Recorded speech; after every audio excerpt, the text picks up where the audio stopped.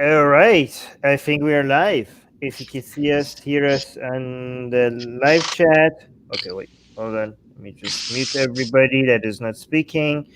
Yeah, I think we are live. I'm just going to check. If you can hear us, please let us know in the live chat that you can hear us. We're just going to get started talking about the news and on atheism, religion, culture, politics, the things that you guys reacted to the most on our Facebook page. Oh, by the way, if you're not subscribed to our newsletter, subscribe to our newsletter because that's the best way for you guys to get our content. Because YouTube and Facebook and everybody, all the platforms out there hate us, and they don't. Yeah, they do, and they don't want you to get our content. So the only way to make sure that you get our content is to be subscribed to our newsletter. Link is in the description. And Kassan is saying audio is good. So great. We're good. By the way, look, everyone's here. We have the ex-Muslim, we have the ex-Christian, we have the ex-Hindu, we have ex-Jew. Everybody is here, and the names are matching. Everything like my OCD is not getting triggered. Everybody capitalized it perfectly, and all is great. Okay, good. All right, all right. Susanna, how are you? I'm hanging in there. Yeah. All right, let's get started. No more fluff. Let's get right into the news. Okay. So, our first news today. Iranian girl 13 beheaded by father in reported honor killing. In Talesh, Iran, a 13-year-old Iranian girl was beheaded in her sleep by her father on Thursday, May 21st. The victim, Romina Ashrafi, had run away from home following her father's opposition to her marrying a 35-year-old man she had, quote-unquote, fallen in love with. Ashrafi was handed over to her father despite her repeated warnings that she would be in danger. After being found and returned home by the police, Ashrafi's father killed her in her sleep using a sickle. Yeah, not a very sharp one as well, which it means it was very, very slow and painful death. I think he locked the door so that the mom can't get in, and the mom was like trying to get in, trying to figure out what is happening, and he was like, so father killed his daughter and he lied about it. He was like, if you come home, is all is forgiven, blah blah blah. But he was lying. He was just wanted the daughter to come home so he could kill her. Mm-hmm. By the way, so just to be, I'll ask you guys what you guys think about this, because if there was a Muslim here, he or she might say something like this, like, okay, yeah, this is horrible, nobody can deny that. What does this got to do with Islam? What do you guys would say to that? Oh, Abdullah Samir is here. Hey, Abdullah. That's awesome. Yeah. So your friendly neighborhood ex-Muslim. Yeah. So actually, Abdullah on Facebook is saying that honor killing is in many cultures, right? So, but is it a cultural thing or is it an Islamic thing? What do you guys think? I have my answer to this, but what do you guys think? Well, I was going to say that sometimes it's hard to decouple religion and culture, particularly if the culture is or the religion is so pervasive, rather, and encompasses everything in the culture. So, I mean, yes, honor killings are in other cultures, therefore they're potentially other religions, but I don't think that it's all one thing sometimes, particularly if they're using specific religious texts as, justification, or they are saying, well, this is against our God or our, so it's hard to decouple. I mean, it's definitely a cultural phenomenon worldwide. Yeah. But again, how do you separate it from that? So the two sides, some people, so a Muslim might say this is, yeah, I agree that culture and religion sometimes cannot be separated, but this is purely a cultural thing, because there's nothing in Islam that says this is okay. Okay, there's no Quranic verse or hadith that says like, oh yeah, if your daughter is like, first of all, and also in this situation, it's not even like the girl didn't. Oh yeah, I'm not going to get into too much detail, but there's nothing that says the father is allowed to kill their daughter if they do something un-Islamic. There is no, there's not. In fact, it's a sin in Islam to do something like that. So that's what a Muslim would say. But then counter to that, somebody might say like, okay, if this is not an Islamic thing, why is it happening more widely in Islamic communities, way more than in non-Islamic communities? Like honor killing seems to be, way more common among Muslims. So, what do you guys think? I think it's really complicated. I think. I think Go I ahead. think it does stem from the religions, like the purity of women and such concepts exist in the religions, and to maintain those they tend to go with honor killings, because I mean they Right. believe that a woman who is not pure anymore, something like that, is not worthy of living. So Right. So yeah, exactly. So what the way it works, that I think you can blame Islam for this indirectly, right? So there are certain attitudes that certain cultural, um, you know, norms that even if there is no doctrine for, like, there's no scripture that supports it, the attitudes that Islam promotes end up resulting in those kind of behavior and attitudes, right? Um, for example, in like, there's nothing, we could compare it to the Bible and Christianity. There's nothing in the Bible that says priests are allowed, it's okay for you to molest children. There's nothing in Christianity that promotes that. But the environment that Christianity promotes, the environment where you allow some people to have authority, undeserved authority and trust, and for people to be able to, give their children, to these to these undeserved authority, and also the ideas that people have about sin and all sins being equal, and being able to wash yourself clean from all your sins just by asking forgiveness from the Lord. All these in combination might result in an environment where child molestation is more common, adjusted per capita, in a Christian environment, even if there is no direct scripture promoting it. So in a similar way, Islam promoting purity culture, promoting honor culture, um, promotes a certain types of attitude that makes these kind of, encourages the type of feeling people have, the amount, the right men think they have over women, the amount of damage they think they have, um, dishonor they feel towards themselves and their family from a result of a event like this. All of these are encouraged indirectly by Islam, even if there is no direct scripture in Islam promoting it. So I still do think it is Islam. Uh, Wait, Abdullah is saying something. We have like some really good commentary from Abdullah here, so we should take it. Abdullah is an ex. By the way, if you guys don't know Abdullah Samir, he's an ex-Muslim with an amazing YouTube channel. Go check him out. He covers these topics, so we should take advantage of having a celebrity in our live chat. For real. So he's actually giving us a hadith. He will. Okay, so he's actually wait. So the hadith is saying that Muhammad said there is no Muslim who has two daughters and takes good care of them, but that he will enter the garden.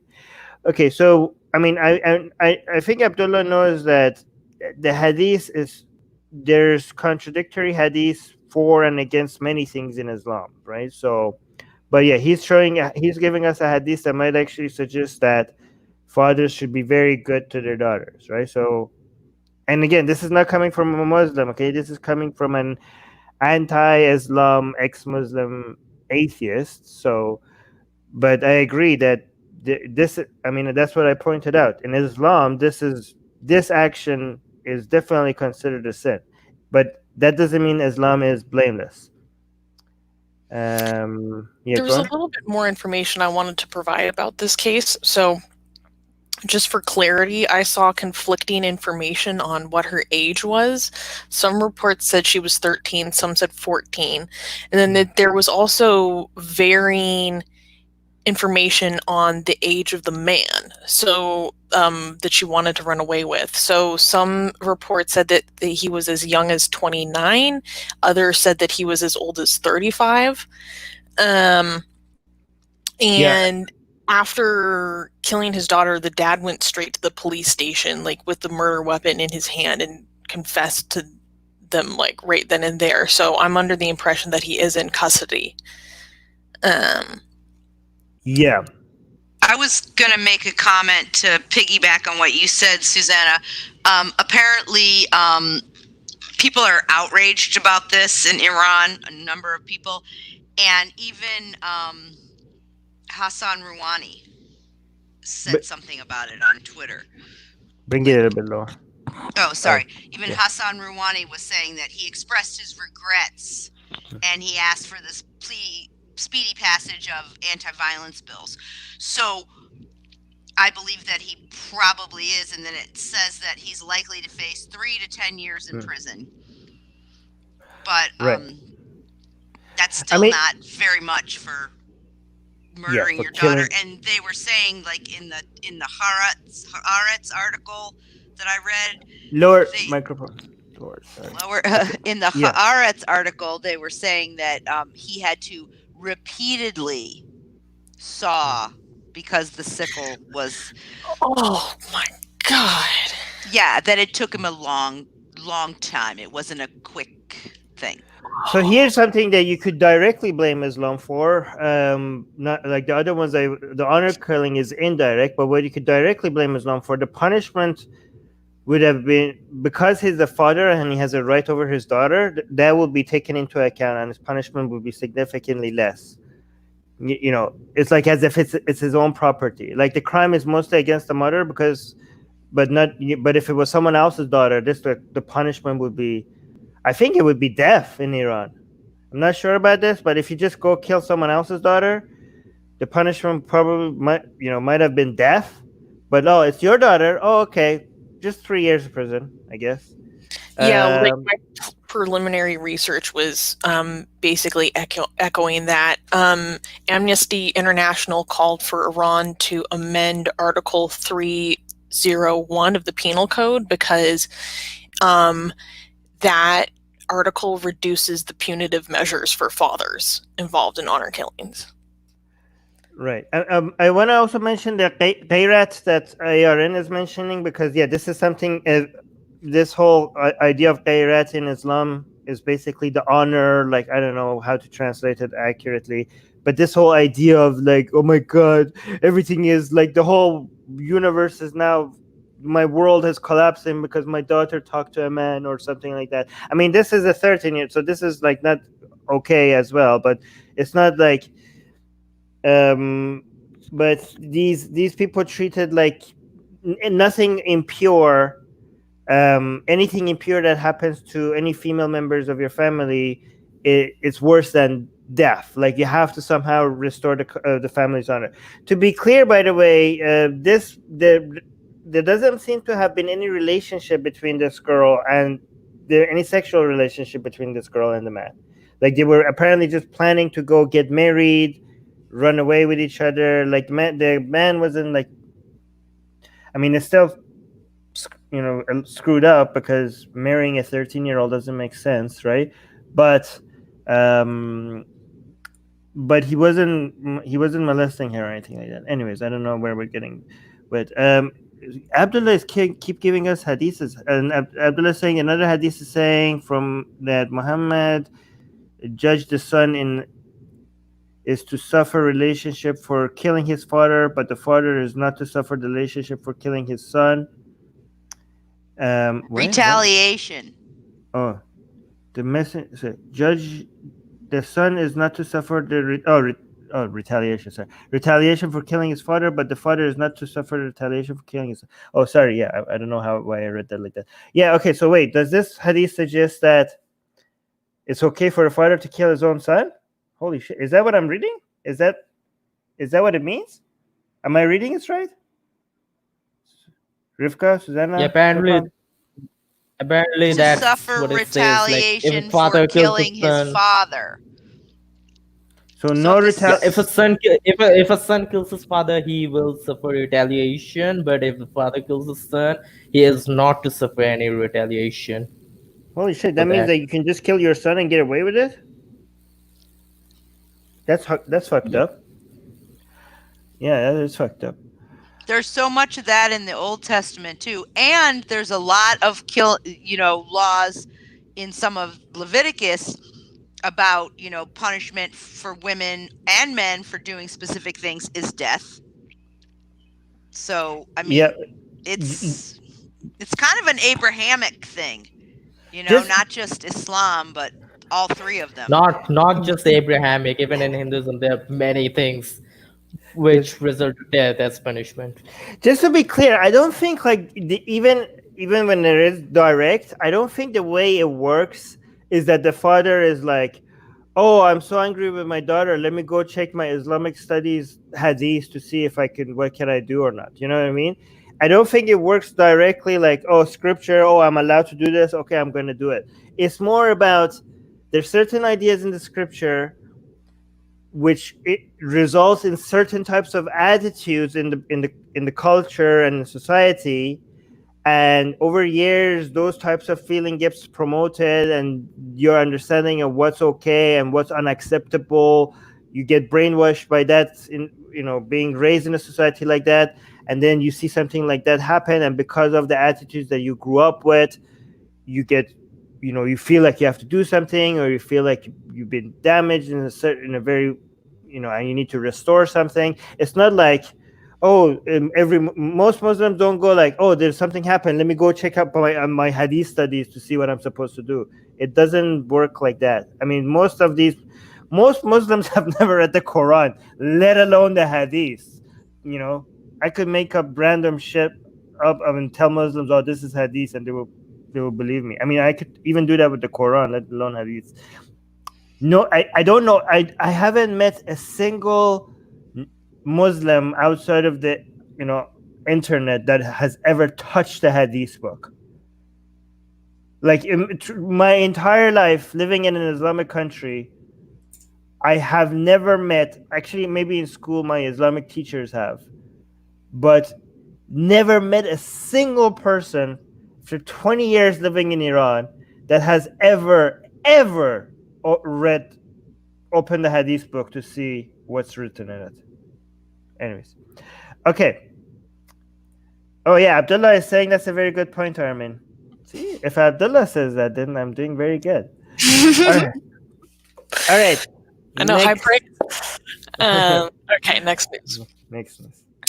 President Trump declares churches essential and demands governors let them reopen despite COVID-19 lockdowns.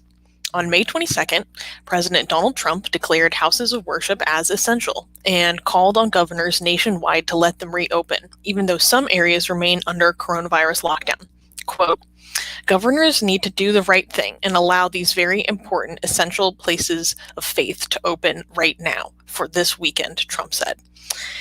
Following the announcement, the Center for Disease Control and Prevention requested new guidelines for communities of faith on how to safely reopen, including limiting the size of gatherings, holding services outdoors or in well-ventilated areas.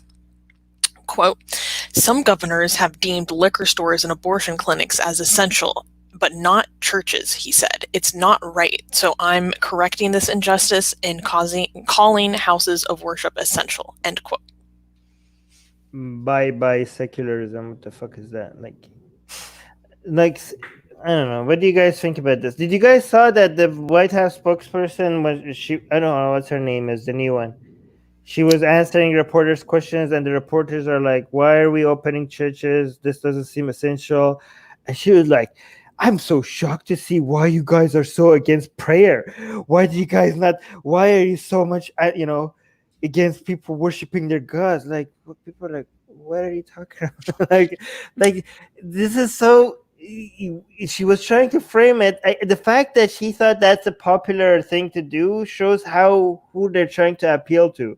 Like she was trying to like appeal to Trump supporters. Like, look at these godless journalists trying to stepping between you and worshiping your gods. Like the Trump administration is defending your rights, defending God. Like, and doing that while representing the president, while representing the United States government, should be illegal. It shouldn't. Like, isn't that against the separation of church and state?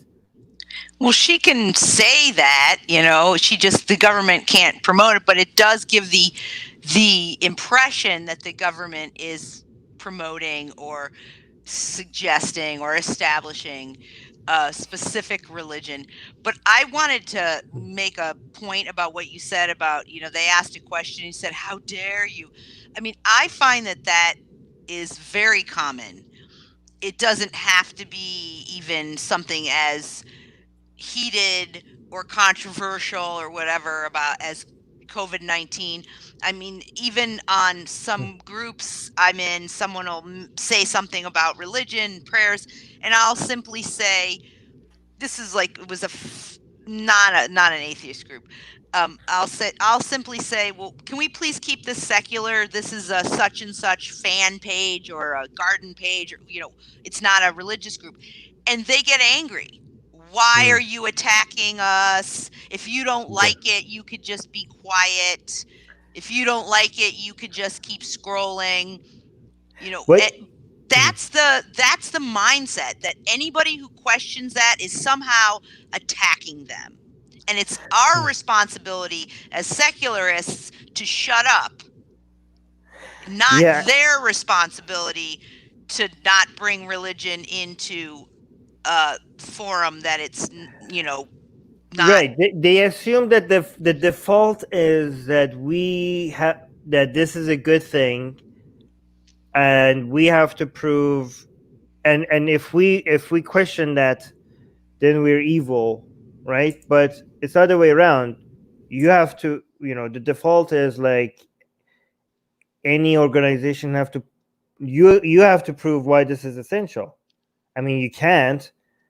I mean, the fact that the government is claiming that this is essential without providing any reason why this is essential and to consider it given shows that the United States government right now is a Christian government. I mean, how more clear you can make it this is not a secular government.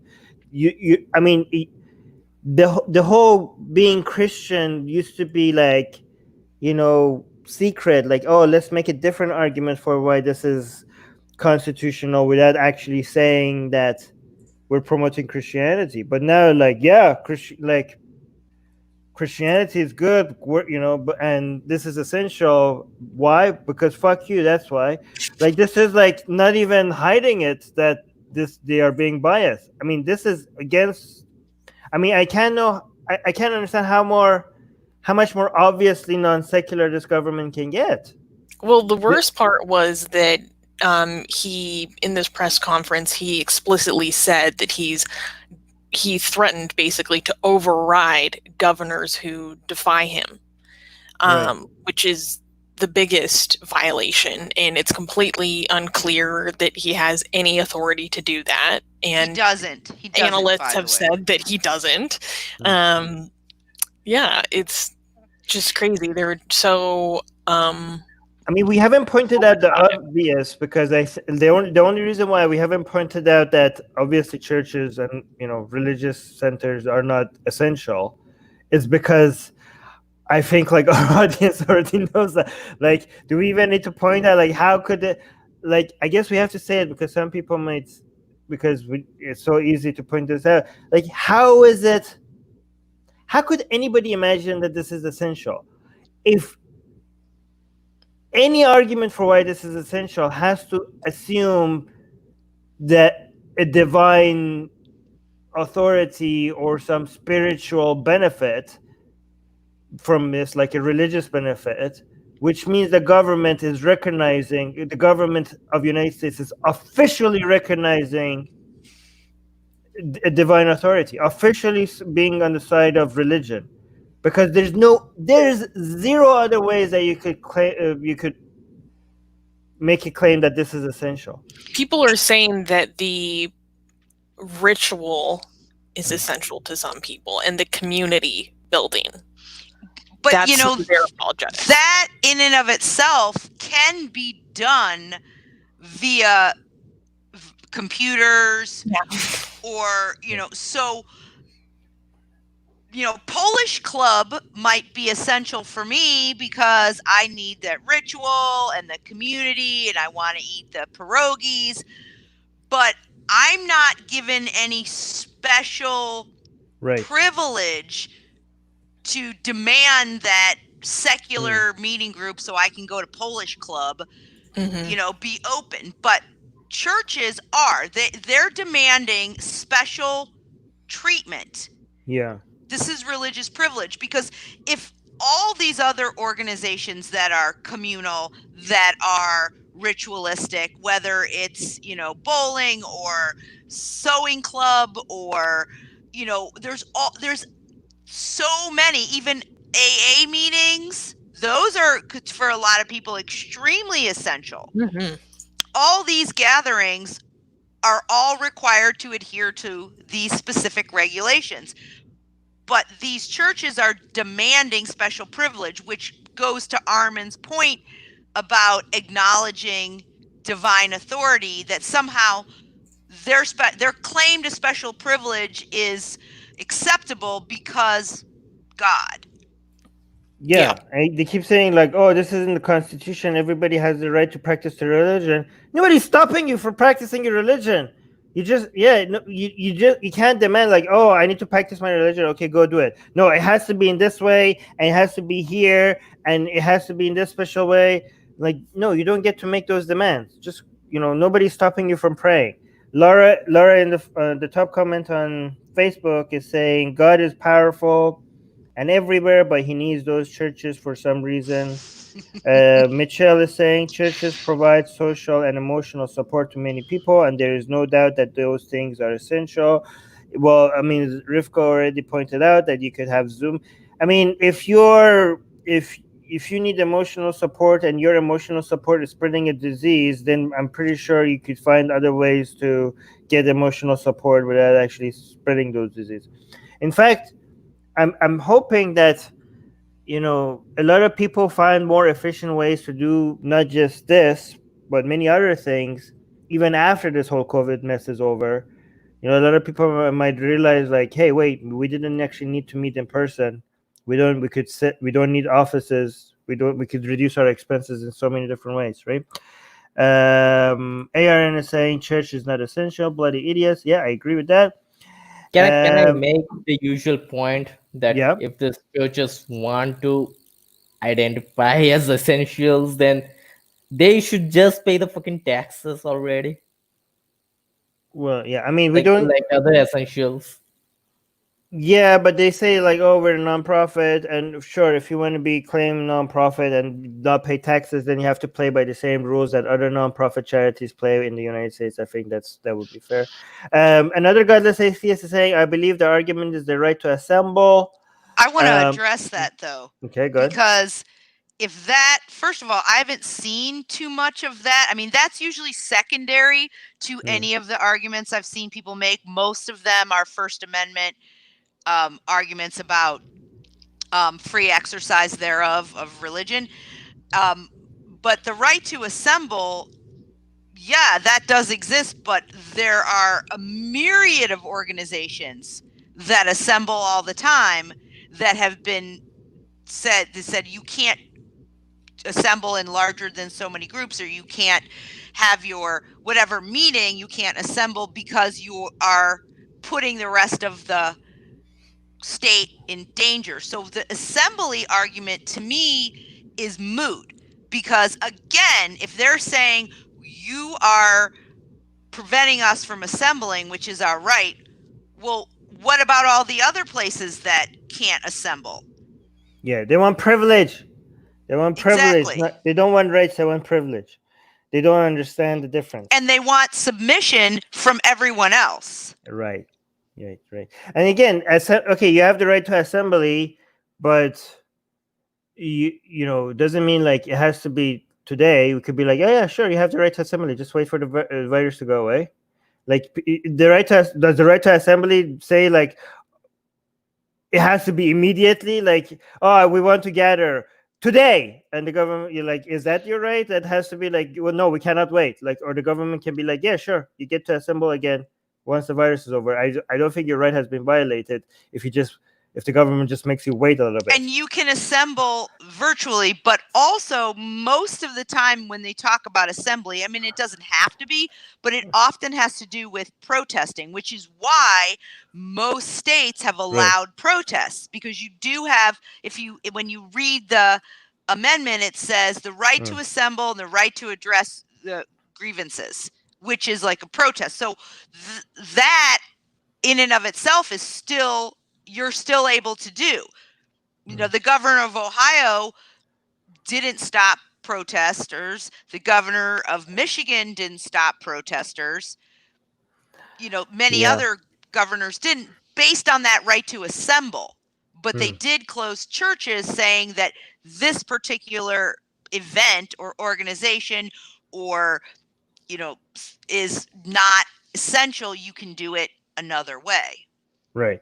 All right. Let's get to the next news. Okay. In America, whatever you do on TikTok, don't twerk to a Quran prayer. Okay, this is not our title because we actually do encourage you to twerk to a Quran prayer. This is just the title of the article that we're reading. Yes. Yeah, I changed the title, but I don't think it was updated in the post. Oh, not in my notes. I apologize. Well, anyway. Okay. We can get into that in a second. By the way, do people know what twerking is? I think people know that, right? Okay, I was going to get into this later, but she's not actually twerking. She's not actually twerking in the video. She's just throwing it back. There's a difference. Yeah, I noticed it too. Not twerking. But anyway, she's just like... yeah, there wasn't a twerk. It was just a, Okay. Okay, go on, Susanna. 17-year-old Nessa Barret came under fire last month for posting a TikTok video of her and a friend dancing to the sound of a man reciting the Quran. The backlash across social media was swift, with many calling for a suspension of her account, where she has over 8 million followers. She issued multiple apologies and stated, quote, "You can be upset that what I had done was ignorant, but you cannot be upset at me for being hateful, as there just is no hate in me," end quote. She added that she used this audio because she saw a clip of a cute old man and had no idea that it was something so sacred. On May 28th, she stated on Twitter that her and her family have all been doxxed and that people are coming to her home, banging on the door, and taking videos of their property. Wow. But again, a correction, she's not actually twerking. That's the important information here, okay? Technically, it says in the one article that throwing it back is the TikTok equivalent of twerking. I don't know where they're coming up with that. The twerk I don't know where they are either, but that, guys, I don't think that's the most important. Yep. Twerking is the most important issue in Atheist Republic this week. Okay, so whatever she was doing, the interesting thing is that these idiots who think that think about, compare these to these, which one is more damaging to Islam. Okay, these people are like, oh my god, this is so insulting to Islam, blah blah blah, my god is crying, I need to defend my poor, sensitive, weak ass, pathetic god because his feelings are hurt. But look at what they're doing. They're like, okay, this is damaging, this is hurtful. What did she do? She had the Quran. Was the Quran? They say is prayer, but was it the Quran? It's like Bismillah. I think it was an azan. Yeah, azan. Okay, so Islamic call to prayer, right? I think so. Okay, so it's not Quran prayer. It could be a Quran prayer. What is a Quran prayer? We don't have a Quran prayer. We have like Quran recitation. Maybe he was reciting the Quran.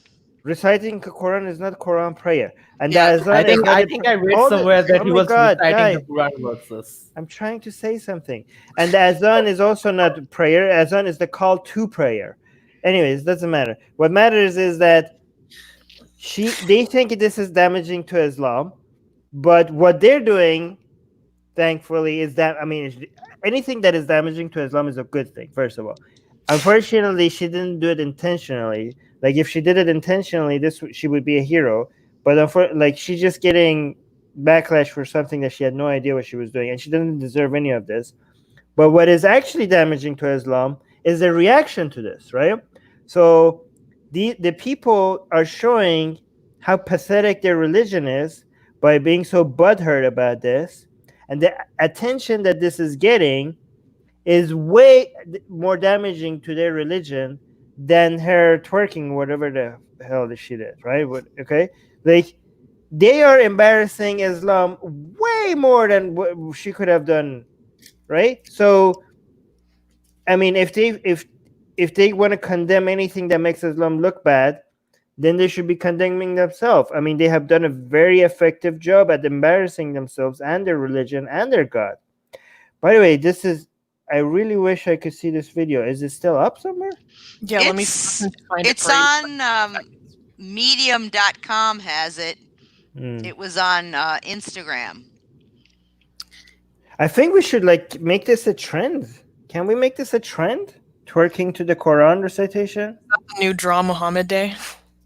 Yeah, why can we do that? Like, was this removed by her, or did How TikTok many remove it? how many countries will allow I think this? she removed it because she was, flagellating herself about how horrible a thing she had done, and Or she's sorry, and she didn't do it on purpose, and please don't hate me, and Well, I people mean, are I agree that she's ignorant. Not that she's ignorant of the fact that she did something horrible, but they ignorant of the fact that what she did was not horrible, and she should not have been apologizing for that. I exactly. mean, she's 17. She has no idea what she did. Like, this is not like we can't hold her. Like, oh no, be strong, stand to these Muslims. Like, she's like, what the fuck did I just step into? What is this? She has no idea what's happening. She's like, oh my god, the mob is coming at me. Like, I don't want to hold her into any of activist standards. Like, she's not supposed to be held to those standards. Like, if people are like, oh no, be strong, don't. Most people cannot take a sensitive mob of Muslims coming at them. Like, whatever she does is justified, because it's not, you cannot expect just an average, well, she's not average, she has a lot of subscribers, but she cannot expect like just non-activist to respond the way that we hold activists.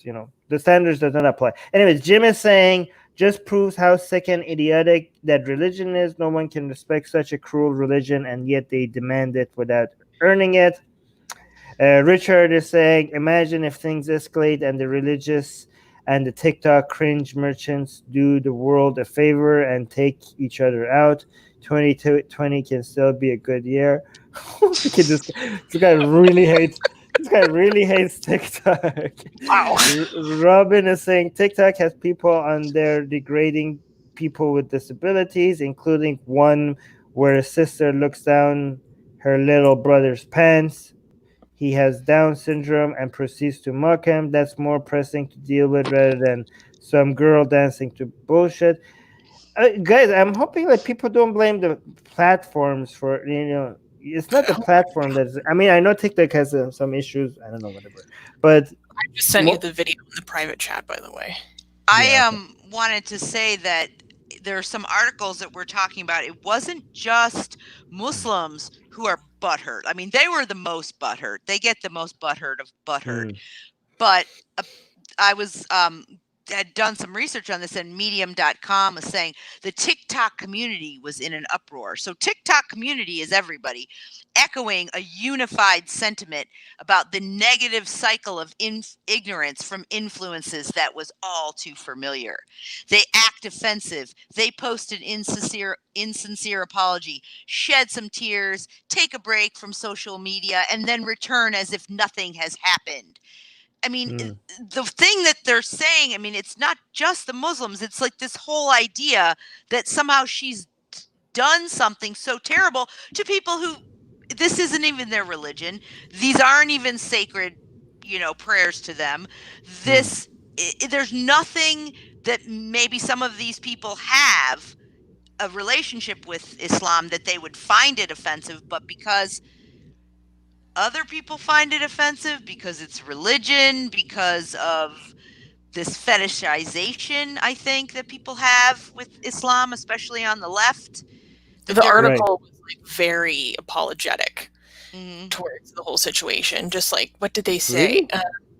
Yeah, moral of the story: if you have a huge following and platform on social media, you hold yourself accountable to the gravity of your actions. Fuck you! No, seriously, fuck you. Okay, so here, imagine that if we applied the standard equally. Okay, I mean, this is not even questionable that any video on TikTok, on Facebook, on YouTube that recites the Quran would have to be banned. Like compare how, if you want to be insulted and if you want to be offended, look at the difference. Okay, what is she did to their? Why are they so butthurt? Oh, she was dancing next to her sacred, whatever, nonsense. Look how offensive they look. Where's my Quran? This stupid book, right? This book says in it that I and the rest of you heathens here deserve to be tortured for eternity. Eternity. Okay? That's offensive to me. And what are you gonna do about that? What are these platforms gonna do about that? Like, which one is more offensive? Twerking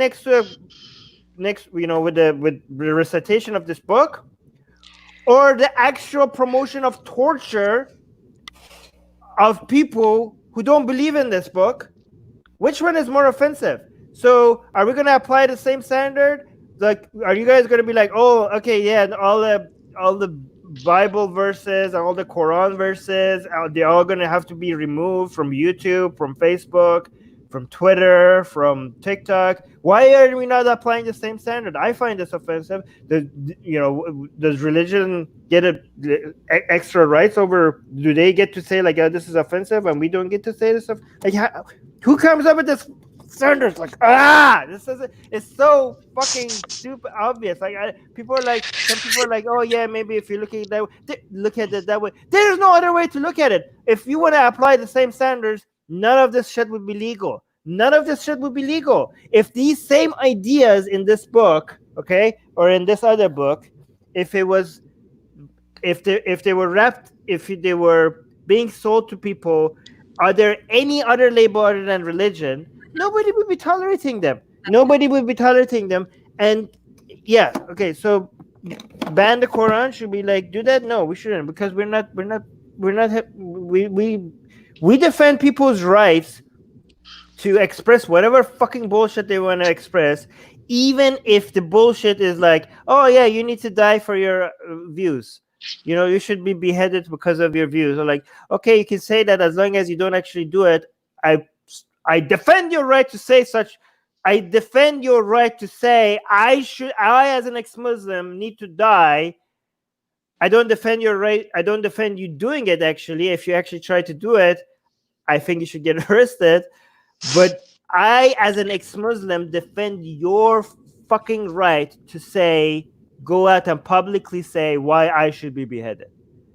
I mean, am I not being tolerant enough? Like, is that not the most you can expect from somebody from defending your rights? But apparently that's not enough. That's not enough for you idiots. You were like, yeah, of course I could say it, but also you don't get to, I don't have this, we do not apply the same standards for you. Because not only if you say, like, imagine if we said, you know what, Muslims should be killed because of their ideas, people would be rightfully outraged, right? But no, that's not even required for us to get outraged. You just have to be like, oh, this is bullshit. And like, what? No, this is so offensive. You shouldn't be able to say that. Like, think about how you know how unequal the standards are. It's like one is way over here and the other one is way over there. It's so hypocritical. I can't even believe that we have to mention it. Anyways, I'm sorry. I ranted for too long. Go ahead. Okay, Well, Armin, I wanted to Armin. make a comment. Oh, go ahead, Rivka, go Shubham. ahead. Rivka, go ahead. I can come up later. I mean, agreeing with everything you just said. Right. I think there's also a little bit more to this, even that my guess is if someone were throwing it back, the TikTok equivalent of twerking, to a Christian prayer, a Hindu prayer, I just don't think in the current environment that we're in of sort of new Orientalism in a way, a little bit revert, that this would get as much play in terms of in the national media, all over Facebook. I feel like, and I don't want to say that, this always happens, but often we're in this time now that anything that has to do with Islam is so heightened, whether good, bad, indifferent, everyone's, about it. I just feel like, there's all kinds of media and art making even really somewhat offensive references, like, the Piss Christ exhibit.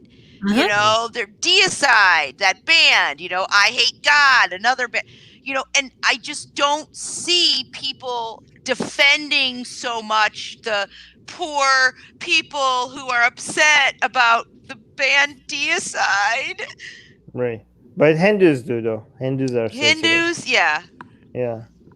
Hindus are sensitive. Hindus and Muslims are competing with each other over who's the most sensitive.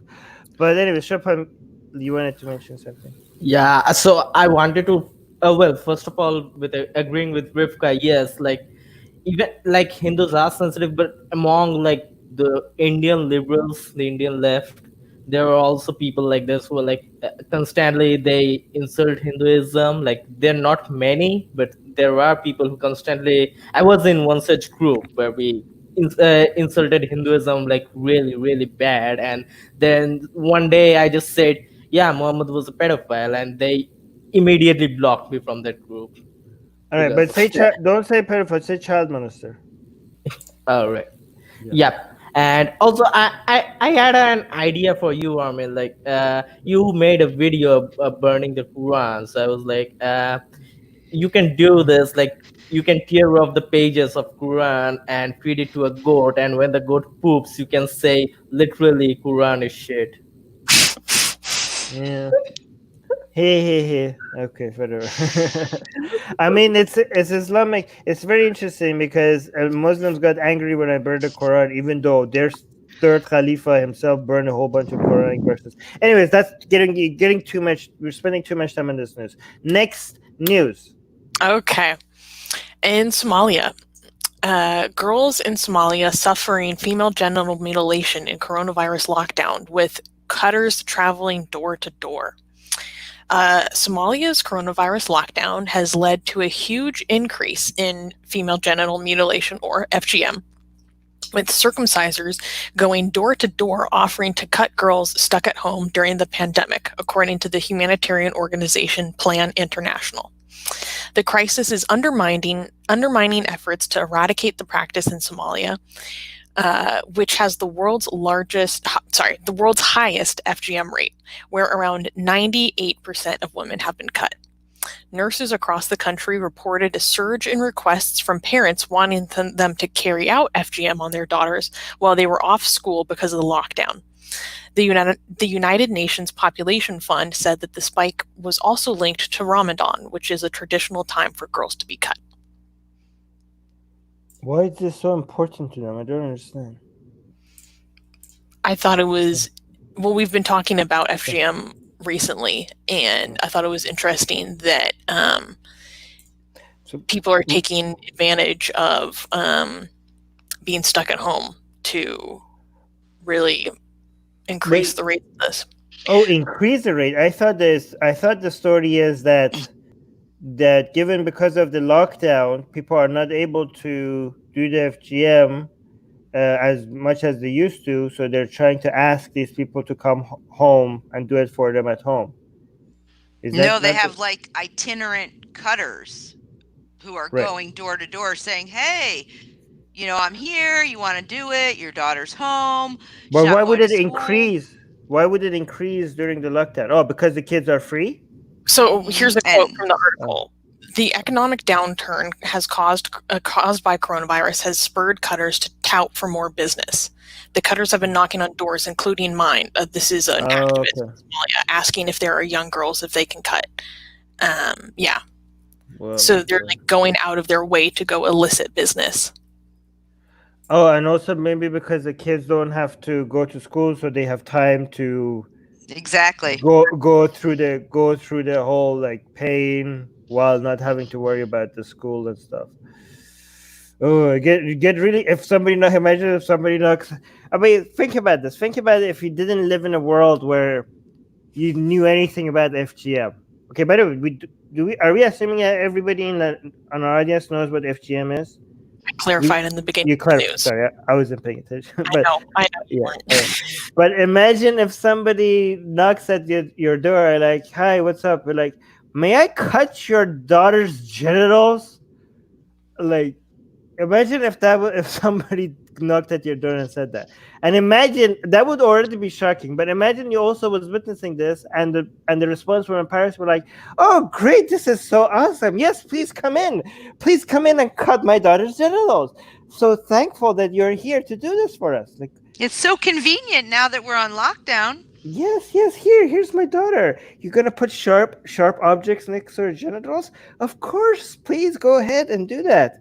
Like, and this is normal. We're doing so great here, aren't we? Like, we live in a world right now that is like, yeah, that happens a lot, and we were like, yeah, this is part of our world. Like, but what is this having any effect on male genital mutilation as well? Well, I wanted to point out, Armin, you said someone comes to your house and they cut your child's genitals. This happens quite often in Judaism. The baby's Right. 8 days old. They might have at the home, sometimes at a synagogue, and the moil comes, and this is a guy who goes around from family to family to family, just like these, cutting babies' genitals. Right.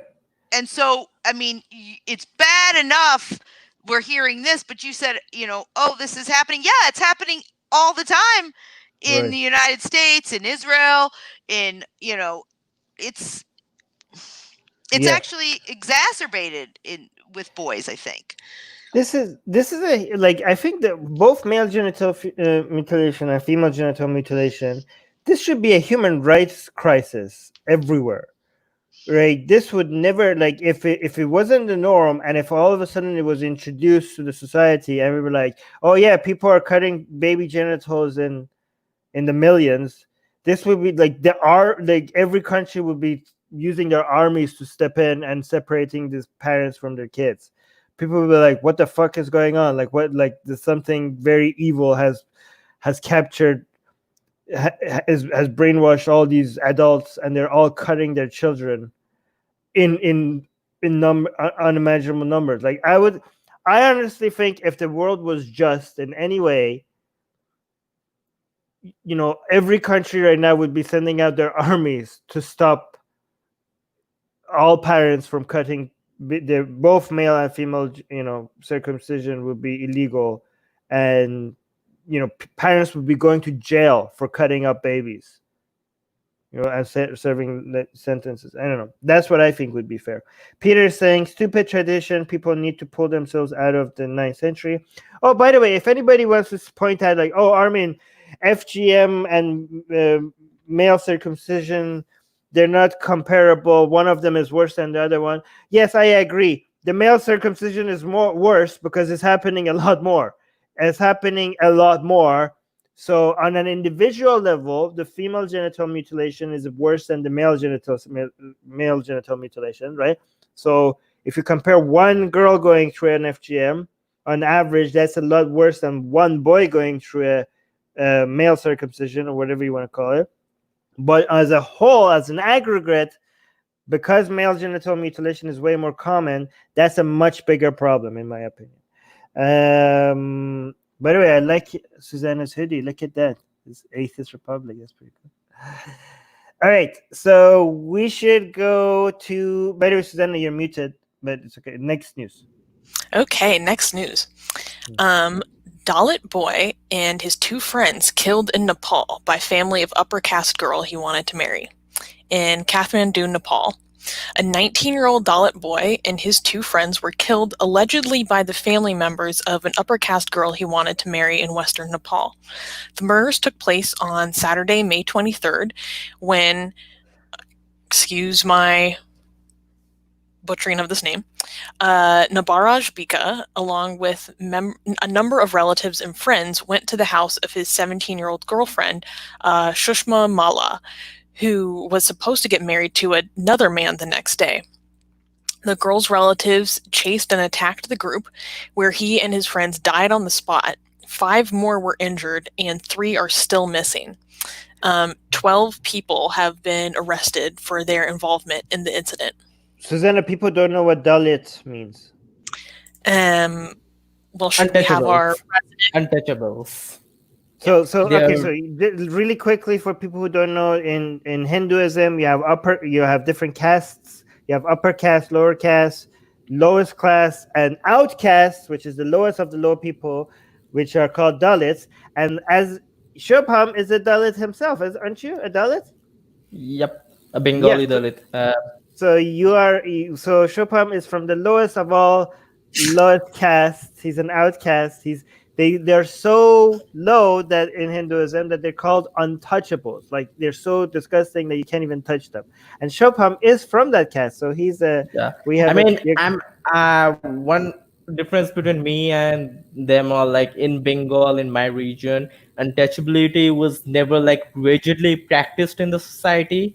I mean, yeah, there were still discriminations, but it was not rigidly practiced as in North Indian states and stuff. Right. So here they killed these people because what? Because they were trying to marry an upper caste. What's the highest upper stuff? The highest caste girl, like were the upper caste people? What? Not the highest. That's not the Brahmins highest. or the uppest? The uppest. Yeah. Okay. That's Okay. the So new word here's the thing. Like, yeah, the 4 castes, main castes: Brahmin, Kshatriya, Vaishya, and Shudra, and then the Dalits were the outcasts. They are like the main. So who is the highest caste? The Brahmin. The Brahmin. But what were the castes of the girl that this Not Dalit the Kshatriya, the second So highest. even if these people, even though they're not the highest caste, they still feel so superior to this Dalit that this was like a. Oh yes, they are supposed to feel superior according to Hindu texts. Right. So this is kind of like Islamic honor killing, right? Like they felt so disgusted by this boy taking their higher caste girl. It's kind of justified. Okay, first I had to mention, like, even just let's say just the Brahmins, even among Brahmins there are several castes of Brahmins, and they all think they're superior than the others. So that's they all think they're superior than my kind of Brahmin is superior than that kind of Brahmin. Oh, so even the untouchables have subcastes. I am from one caste of untouchable. There are many. You're way more untouchable than me. Like I am untouchable, but you are more. I have a question though, Shubham. Is it common for this to happen so much in Nepal? Because I do hear about it happening in India and Bangladesh, and I know that there's Hinduism in Nepal and there's other issues, but the fact Nepal that this has was in the Nepal. Nepal is the country with the highest concentration of Hindus, even more than India. I mean, 72% of Indians are Hindus, but 80 or 82% of Nepalis are Hindus. Right, but is it common that they have this type of caste on caste violence in Nepal? Yeah, it's not very rare. Some places it's like more progressive, but Nepal is a very small country. It's not that big. So yeah, I have a friend in Nepal who says, people are very casteist. And even they have many Hindu superstitions. Like even last year, Armin Ali and we commented on a case in Nepal where the woman was Mm. abandoned, I mean banished from her house because she was in her periods, and Hmm. she died outside in the hut. I remember that, yeah, and I remember hearing about that too. Jenny Yeah. is saying I would give a massage to any Dalit because apparently they're untouchable, but Jenny is like, no, they're not. I will give them a free massage. Shopam, you need to go collect your free massage from Jenny. Yep, I'm coming. Okay, so Yeah. here are Just, some just yeah. texts. Okay, go on. Okay, yeah, here are some texts I wanted to mention. Like, there are many laws. Like, in one of the, I think it's the Manusmriti. Yeah, in case like a woman enjoys having sex This with a is higher okay. caste. Wait, let's clarify what you're doing. This is Hindu scripture that you're trying Yeah, this is in the scripture. to show us that this is actually based on Hinduism religion. This is not like a cultural thing. This is actually Yeah, Hinduism, right? Go on. All right. yeah. So, in case a woman enjoys having sex with a man from a higher caste, that act is not punishable.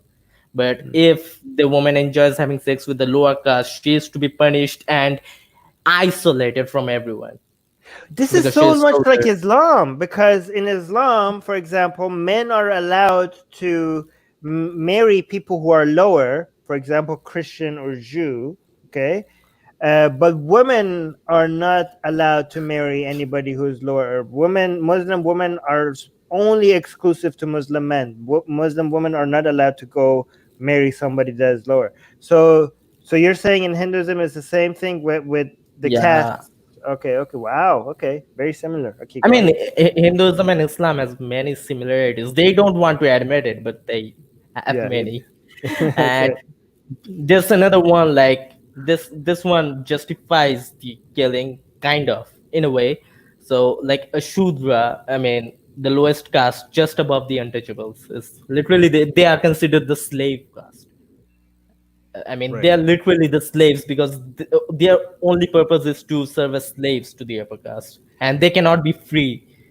Yeah. That's the only And purpose in and Hinduism. the Dalits, the untouchables, get the worst jobs. Yeah, You know, like toilet cleaning, latrine cleaning, stuff like that. yeah, or touching dead people, like in Yeah.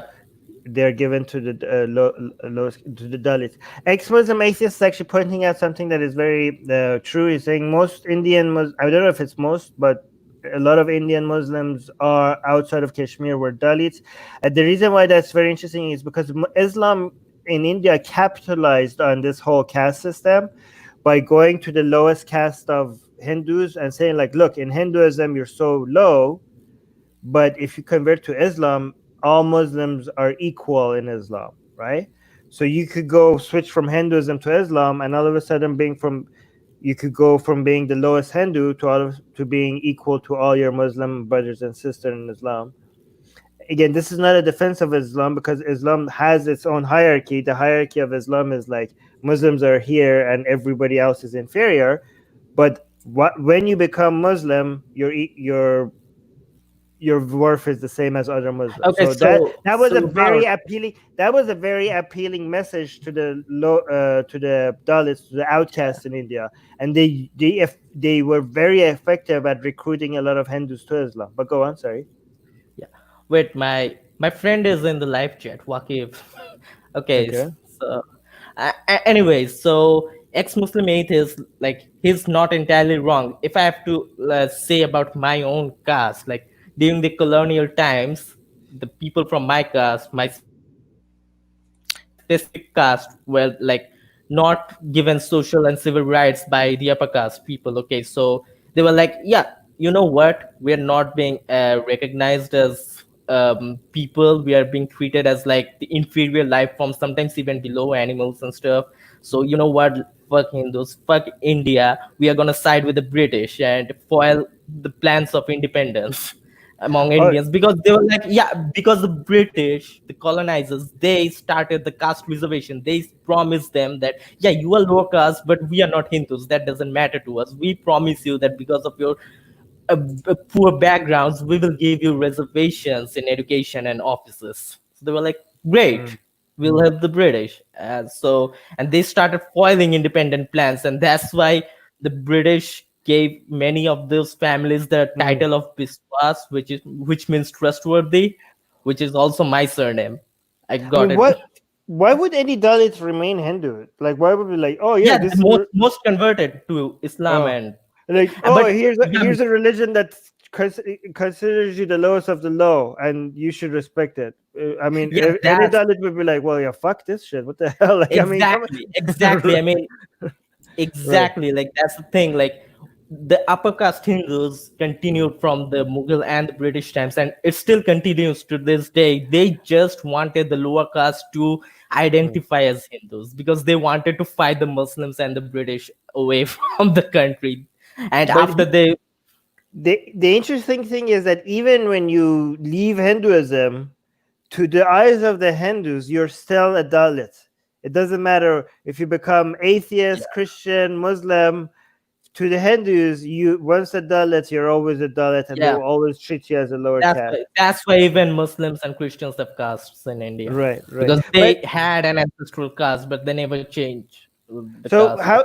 So wait. So these two people. How many people killed? So they killed these two people because they were marrying an upper caste girl, right? Are they gonna get punished for this? Like, how is the? Are they arrested? I think yeah, they were arrested. They killed three: the boy who wanted to marry the girl and his two of his Mm, friends who came along with him. And I was about to quote verse which kind of mm, justifies that.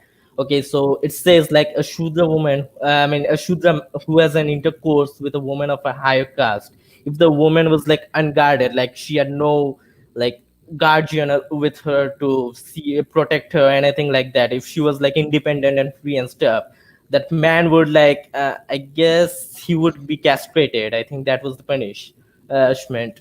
He would lose the offending part, which is his penis.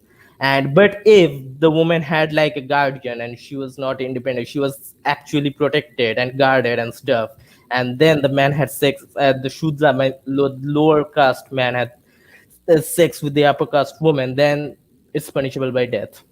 Okay, so Shubham, given that you're a Dalit in Hinduism, which one is more valuable, a cow or you? A cow, obviously, like in Okay, Hinduism.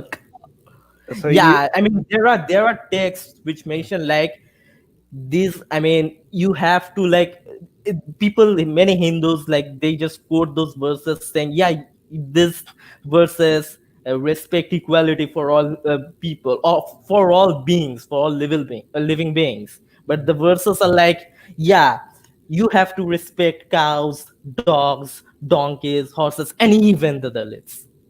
Oh, oh I jeez. and even the Dalits, you have to like. That's how much respect is important. You have to even respect the Dalits. That's amazing. Okay, wow, and it comes last to all of those. Okay, interesting. And Anyways, another thing, the caste of the girl's family was Kshatriya. And the Kshatriyas are like their purpose is they are the warrior caste. Their purpose is to kill. And in the Gita, which is the most holy book in Hinduism, oh, the cast of this girl was the warrior class. yeah, Right. I wish I she was was a the warrior class. Kshetri, which is a part of the Kshatriya caste. So wait, so the what was the highest caste? What was it? Brahmins, Brahmins, That's the head of the god, right? And yeah, the lowest caste is the foot of the god, but the the Shudras. outcast, yeah, They're the not from God. outcast, they're not They're anywhere not on from God. the they're not They're not from God. they're not from God. So Yeah, the lowest caste is not the Dalits. The lowest caste is like the feet of the god. The yeah, sorry, the out what the Dalits are not the lowest caste. They're the outcast. So yep. they're not connected to any god in any way. And the warrior caste is what? The arm? The warrior, the arms. Yep. Yeah, because that's where you hold the sword, isn't it? Right. I mean, this would be cool if nobody believed in it and it was just like mythology. It's actually pretty like it's kind of like Game of Thrones kind of shit, right? Like you Yeah, can be like, oh my god, that's fascinating, right? you can actually read Hindu stories and be fascinated, but Yeah. in practice they're just horrible. And I was about to say, like in the Gita, which is the most holy book in Hinduism, they actually say, I mean, Krishna, who is revered as the god in this book, he actually convinces Arjuna, who is from the Kshatriya caste, to fight. He didn't want to fight in a war, and Krishna basically convinces him throughout like one or two chapters that, hey, listen, you are from the warrior caste. Your Right. job is to find. And And the don't worry about lives. Lives will end, whether they end naturally or you end them. They will end. oh, just kill. Don't question it. Yeah, The because highest cat that's how you receive moksha from life in Hinduism, by doing your duty as by a doing caste. your duty along. Yeah, Right. And the exactly. highest caste, their role is to do what? Be leaders and priests? Yeah, they're not leaders. Even the kings are the warrior caste. Oh, the kings They're are warrior caste. So yeah, the priests. the priests, the scholars, the only ones who are Oh, actually like they are. I mean, they are like basically the gifted. They are like everything. They're just direct men from God the Himself, the and holiest of the they are holy. the only ones who have the right to read Sanskrit and the Vedas. Wow. Okay, let's go to the next news. I think the next news is also Hindu related, right? It is. Yep. You requested more shit on Hinduism news, and we answered the call. Yeah, the Hindus are so sensitive, and they told us not to shit on Hinduism so much. So we responded by more Hindu stories. Go on, Susanna. Right. We only know how to operate one way. So, um, next news in India, not just sins, Ganga water can end coronavirus too. Okay, this is the title. We're not saying this. Like, let's just be careful not to spread misinformation. Okay, this is not our title. We're not saying this. This is the title of this article, and it's absolute horseshit. But go on. Sorry. Correct. Right. Okay. Just wanted to be clear. If anybody like looks at the title and thinks like we're spreading misinformation, but go on. All right. Okay. Professor UK Chowdhury, founder of the Ganga Research Center at Banaras Hindu University, said, quote, "The Ganga water contains a significantly higher proportion of bacteriophages, a kind of virus that kills bacteria. Our ancient scriptures like Vedas, Puranas, and Upanishads say that Ganga Jal is medicinal. Oh, wait, sorry. No, yeah, correct. Is medicinal water. Scientists later found that Ganga water has bacteriophages capable of killing pathogens," end quote. He suggested that the idea is to preserve the medicinal value of Ganga water and to use it to fight corona. Quote, "With increasing diffusion of bacteriophages in water and soil, the spread of coronavirus will be impacted and reduced. This methodology and technique will also help maintain the quality of Ganga water late when the problem of corona ends," he said. Okay, but people don't know what you're talking about. Ganga water. You're talking about the Ganga river, right? And so Yeah, the people. water from the river Ganga. Okay, so people don't know that Ganga River is this very holy river for Not just Hindus. holy, it's even personified into a goddess. Oh, the river itself is a goddess. Yeah. Mhm. Okay, so I'm not going to provide all the information up front. I got to give us something to talk about. I know. I'm just clarifying who people who don't know, like, what is this Ganga water? It sounds very. See, this was Shubham's prompt. Shubham, take it away. Okay, No, because so the problem is that Shubham knows so much, and then when he starts explaining something, he has. Do you know what the curse of knowledge is? You The assume curse. everyone else already The knows. curse of knowledge is when you know something so much and you start talking about it, and you're assuming that people are at the same level as you, and then you lose them because people don't know what you're referring to, right? So Shobham sometimes talks about things as if we all know. So you have to, okay, Shobham, go ahead, but keep it first. Explain what the Ganga River is and why is it holy to Hindus. Yeah. okay, so no, first of all, I won't talk about Ganga River. I will talk about the guy who claimed this stuff.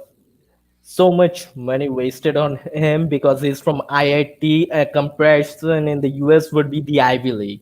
The IITs are equivalent to the Ivy League colleges. Is it Ganga? If a guy from there claims this shit, I don't know what to say. Uh, Yeah. and yeah, the story behind Ganga River is like when the god Vishnu stretched his leg to the end of the universe, he made a hole with the nail on his like uh, on his toes, and from that hole the purest form of water came into the universe, which is the river Ganga. All right. So, and what my understanding is that every religious Hindu wants to or has gone to that river to purify himself. Is it Yeah, purification in the water yeah. of that river? And based on what I have seen and based on the reports, it seems like it's very dirty. Like it's the complete opposite of pure. It's one of the most polluted rivers, It's so one and of the most polluted in this, one of the most okay, polluted rivers in the world is considered by Hindus to be the purest water that it is. Like it I cannot mean get any they more. contribute. I mean they contributed to its pollution. I mean Yeah. industrial pollution. They often say, "Oh, that pollution is because of industrial pollution, not Hindus." But I've checked some articles, and they say industrial pollution just contributes to 20% of the pollution in the river. Wow. So And and people get sick, don't they, when they go? Like yeah, people get yeah, really sick when they go wash themselves in the river. They get yeah, it's really dirty. It's disgusting. But yep. Rifka, And do you during oh, go on. and Chopam, a during question. But go ahead, Chopam.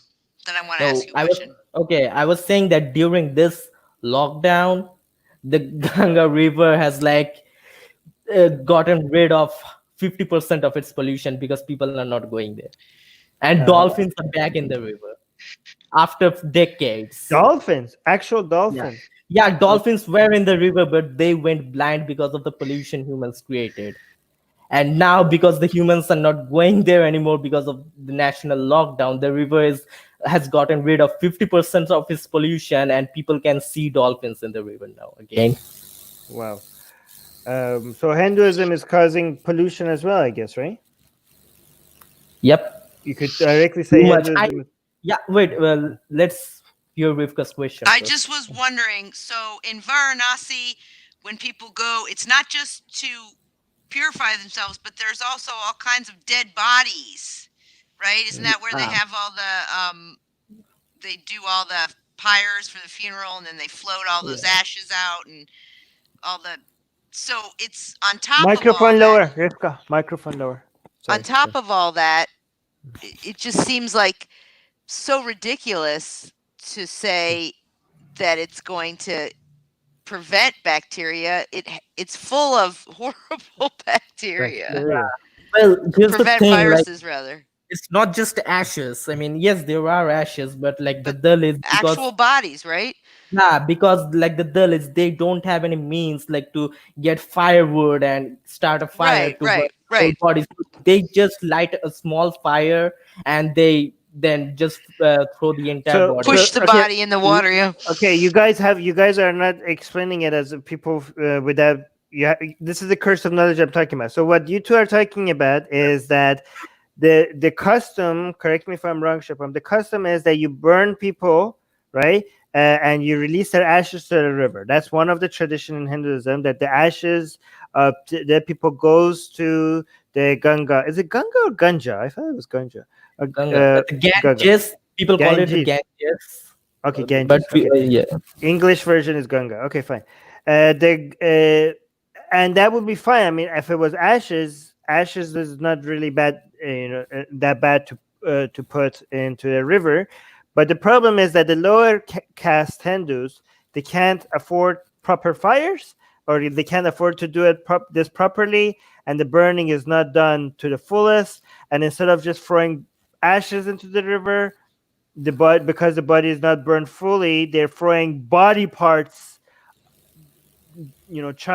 different pieces of their yeah, families into the river, and that is absolutely horrific. Imagine, like, you have a river and people are just throwing body parts into the river. Like, that is obviously a yes, fantastic source of pollution, right? exactly, exactly. Um, You know, and then like imagine, like, so on the upper side of the river, people are throwing body parts into the river, of human body parts in the river, and in the lower part, you're actually swimming in this stuff, and you're like, oh my god, purify me with like all these bacterias and stuff like that.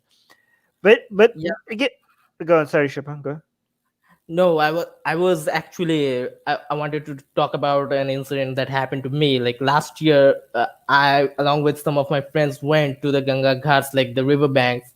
I They just told me, "Hey, we are just getting bored here, so do you want to go somewhere? And I said, okay, let's go. And they took me to this Hindu temple on the banks of Ganga, because they are like quite religious and they wanted to worship and stuff. And on the when we got to the riverbanks, I saw people washing utensils, taking a bath, everything in a Yeah. very small area, because they don't want to go very deep, so they were just Mm. given a small area to do all those stuff. And my friends also got in the river along with all those, Yeah. and they were bringing water on utensils with them, and just sprinkling it on the others, because it's a sign, like it's kind of a Hindu thing, like you sprinkle Mm. holy water on people. And they came to me and I was like, stay the fuck away from me. No, I'm not going anywhere near the dirty water. Okay, Jennifer on Facebook is saying the scientist is right, because you can't have COVID if you're dead.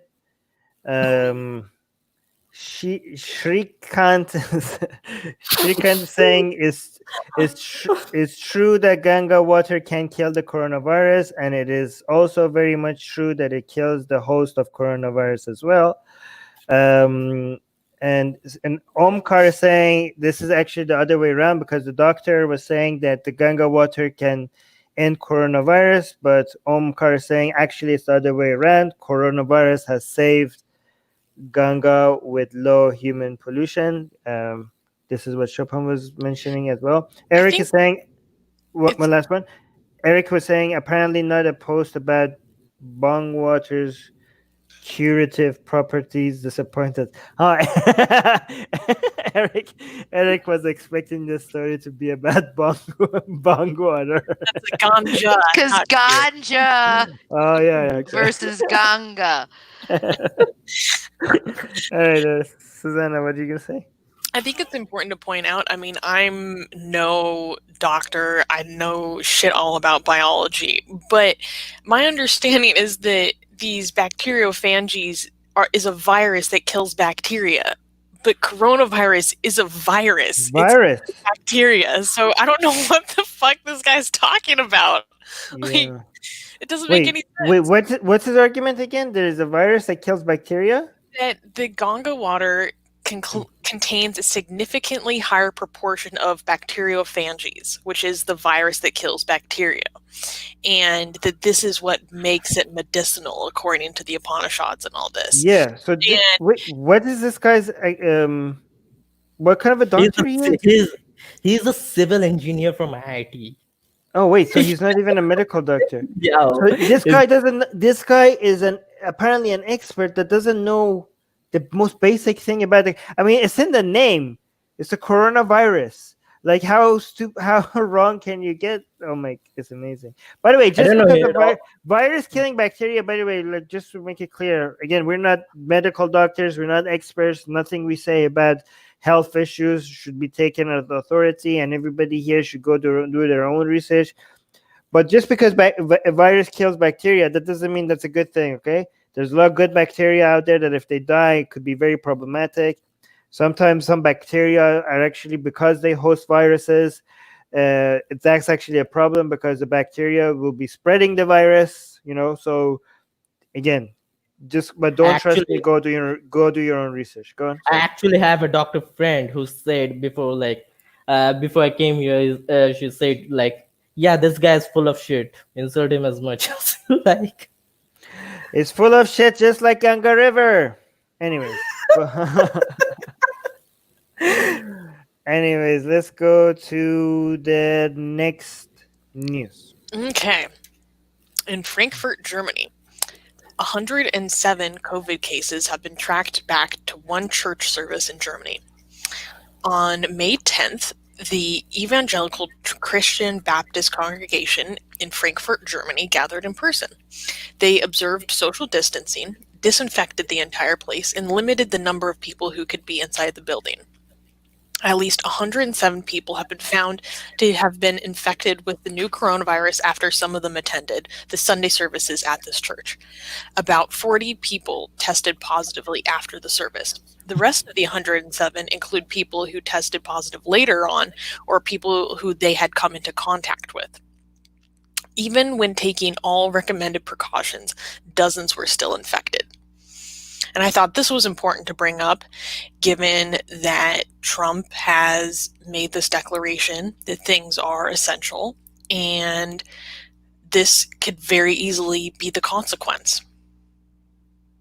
Right. And Vic is also pointing out that the 107 will infect 500 others and so forth. Dave is saying, go ahead, open churches. Catch is if you the catch is if you go in, you stay in for 14 days minimum. Then, when a bunch of the congregation becomes ill, they may pray together for comfort. Okay, I'm hoping that this is just like dark humor. We don't wish people ill, even if they're idiots. No matter how stupid, no matter how idiotic, no matter how moronic you are, you don't deserve illness as a punishment for all your stupidity. No amount of stupidity makes you deserving of death, illness, disease, or anything like that. That being said, dark humor is okay, in my opinion. Like, if some people want to joke about it, as long as they don't mean that this is an okay thing, I think it's completely fine to joke about it. Yeah. But yeah, but just I'm hoping that we can fight this idea of, oh yeah, you're a religious person and you brought this on yourself. Oh, just go pray to your God. Ha ha ha! You're now sick and you're gonna die, and you deserve it because because where's your God now? And again, as dark humor, that's fine. But I'm hoping we don't actually genuinely wish people ill because of their stupidity. Anyways, Shopam, Rivka, do you guys have any comments? Well, I was going to make a comment about Susanna was saying, and she's right to, sort of link this to the Trump thing that churches are essential and this could potentially happen. This kind of thing has already happened, but we aren't contact tracing enough, I think, to pinpoint it exactly. But I mean, we've done stories about these pastors who've refused to close churches and then they die from corona. The one guy died and then his sister got it and someone else in their family. And there have been many news stories about, 40 people at this, baptism all have. So, I mean, we already know that this happens. Right. I mean, it's so obvious that these people don't care about. I mean, they're making it if they're not, they're making it seem. I mean, it seems pretty obvious that they don't really care about saving lives, right? It's just like, my God, this is gonna, it's be appealing to my voter base. Like, oh my God, I'm defending your right to pray and God and Jesus, Jesus, Jesus, and all that stuff that people like. Look at, they're like, oh, this is gonna look so good to my base if we open the churches and if we, so. They don't actually care about anything that matters other than appealing to their base. I mean, it's so obvious. All right. So Robert is saying, where is this? Oh no, never mind. Anybody, Shapam, did you want to add anything before we go to the next news? I mean, nothing much, but these people like opening religious places just like this, but still saying that other gatherings are not allowed, or basically like, oh yeah, you can't have gatherings, but if 50 of you have an imaginary friend in common, then go ahead. Right. All right, good. Next news. Okay. In Louisiana, America, Louisiana House passes bill allowing concealed weapons in church. Louisiana House Bill 334 recently passed through the state house after a vote of 72 in favor, and 24 against. If passed through the state Senate, the new law would allow anyone with a concealed carry permit to bring a gun inside a house of worship without anyone else in the congregation knowing about it, unless said house of worship says otherwise. Currently, state law allows individual churches to authorize members to bring concealed weapons into the building, but the congregation must be informed about it. This is going to be, I think, I'm predicting, I'm not right. I don't know if I'm right or not, but this is going to cause some major disaster. Yeah. I think. The more people carry guns, the more chances of accidents and chances of something going wrong. In my opinion, I mean, I There's think. already been several shootings in churches. One of them was over seating. What? Yeah, I Well, believe it was in Texas or Louisiana or one of those, out. Yeah, it was over seating. hmm. And then I think there was one in Pittsburgh. I mean, something's wrong with the internet on my laptop, but not luckily on this one. Or I would Google it right now. Maybe while you guys are talking, I'll Google it. So Michael is saying, "Great, now they can blow each other's heads off while thanking the Lord." I'm just assuming that's dark humor, and he actually doesn't mean that. Barry is saying, "I can't even imagine how scared you must constantly be to feel the need to have a gun at arm's length at all times, and they call that freedom." I mean, they should be more. Exactly. I mean, they should be more scared with the guns. I mean, these people are not very well trained. They're gonna shoot innocent people. Like, do you think like, oh, if somebody comes in with a gun to like somewhere, you pulling out a gun is gonna make things better? I mean, hasn't there been studies that shows that that makes things worse and more people end up dying? But I Isn't that? think, yeah, I What? think you're right. But I think to his point, it seems like what he's saying to me is if you feel the need to carry a weapon at all times to somehow protect yourself from your fellow citizens, then how free are you? That's Um, sort of what I heard him saying. I don't know about that, but I just think this is not going to help. If you disagree with me, let me know in the comment section. But maybe, So, yeah, go on. one of the state representatives who sponsored the bill said, quote, "Common sense should tell us we shouldn't have to protect ourselves in church, but criminals have definitely defined another narrative for us." How big of a problem this is? Like, like I think people hear one or two shootings in a church and they think like this is like a much bigger problem than it actually is. Like, is this a common thing? People are actually going in churches and you need to defend yourself while you're in church. This is not about defending yourself. This is more about like, I'm going to be so strong and look at me with my gun and I'm like Jesus and gun, and they seem to go with each other. Like, oh my God, I'm such a strong conservative Christian. Like, it's more about like that, isn't it? Like, it's not about protecting yourself. It's just about like people jacking off to their religions and guns and all that stuff. I think it's just more of a like a obsession with all these things. It's not about protection, is it? I mean, yeah. Richard disagrees on the Facebook comment section. He's saying uh, apparently, so he's saying the guns should be allowed everywhere. So Richard is saying yes, but not just church, everywhere, especially black and brown people.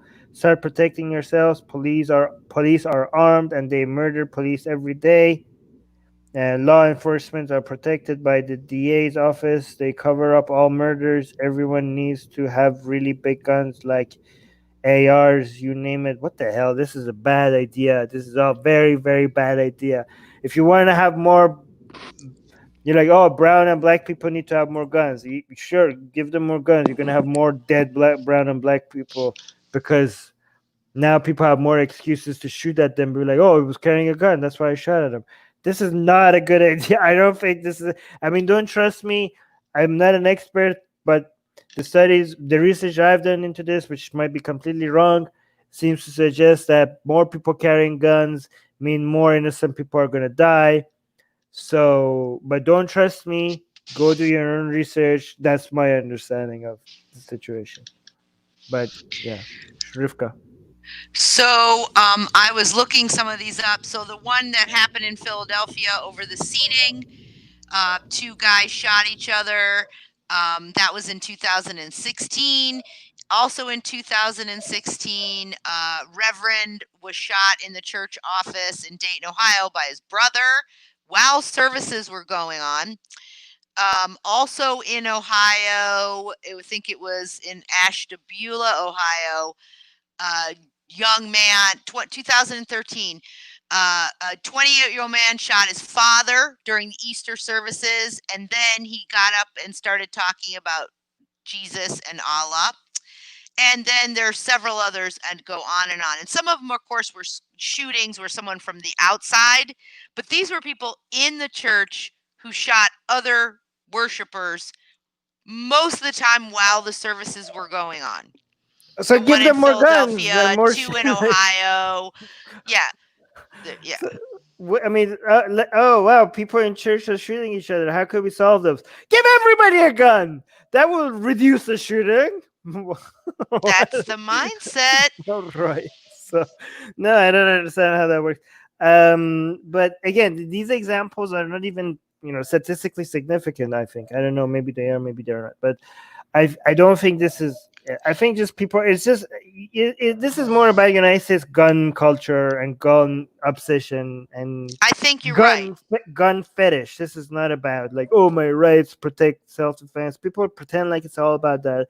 It's not about that. It's just people really being. This is a very unhealthy relationship that Americans have with their guns for some reason. I call them ammo sexuals. Oh, that's interesting. I didn't hear that. Dave is saying is. Oh, go on. No, I'm saying that's my nickname for. Oh, that you came up with that? Yeah, that's a good one.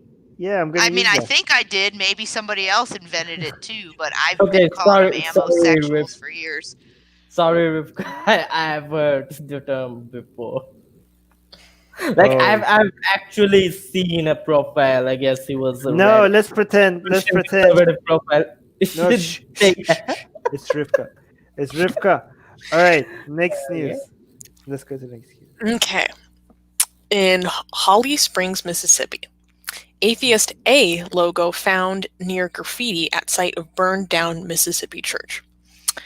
On May 20th, First Pentecostal Church in Holly Springs, Mississippi was burned to the ground shortly after the church sued the city over its stay-at-home orders. The lawsuit was prompted by police breaking up Bible studies and Easter services after members of the congregation refused to comply with the city's strict social distancing guidelines.